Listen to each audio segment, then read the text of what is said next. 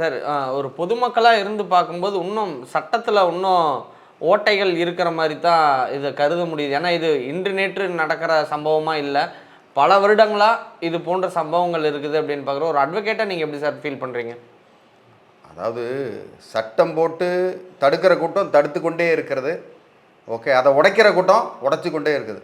அதுதான் வந்து உலகத்தில் இப்போது நம்ம பார்த்துக்கிட்டு இருக்க விஷயம். முன்னாடியும் இனிமேல் பார்க்க போகிறதும் அப்படி தான். நீங்கள் என்ன சட்டம் போட்டிங்கனாலும் சமூக கடமையோட ஒரு மனிதன் இல்லைன்னா நீங்கள் வந்து இந்த சமூகம் உருப்புறதுக்குண்டான வாய்ப்பு வந்து ரொம்ப குறைவு தான். அதனால் சமூகத்தில் அவங்களாவே அது திருந்தணும்.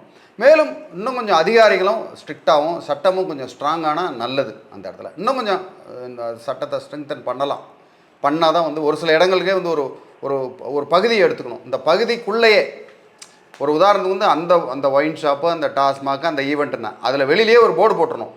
எப்படி வந்து ஒரு சிகரெட் அட்டையில் வந்து இதை சிகரெட்டு பிடிச்சிங்கன்னா உங்களுக்கு நுரையீரல் அது இதுன்னு அதில் பார்த்தீங்கன்னால பயங்கரமாக இருக்கும் இந்த சிகரெட். அதே மாதிரி இந்த பகுதி 21 வயசு கம்மியார்கள் தடை செய்யப்பட்டதுன்னு நீங்கள் ஒரு பெரிய போர்டு வைக்கணும் அப்படின்னு அரசாங்கம் உத்தரவு போட்டதுன்னா இது ஒரு ஐடியா, என்னோடய ஐடியா. உண்மையிலே அது வந்து சிறப்பாக இருக்கும். பல உயிர்கள் வந்து காக்கப்படும். இந்த மாதிரி பல உயிர்கள் மட்டும் இல்லை, அவங்களுடைய சீரழிவு வந்து தடுக்கப்படும். ஸோ இந்த மாதிரி சீரழிவு வந்து தடுக்கணும்னா நீங்கள் இந்த மாதிரி ஸ்ட்ராங்கான சட்டம் வந்து ஸ்டேட்லேயும் சென்ட்ரல்லையும் போட்டால் தான் நல்லது.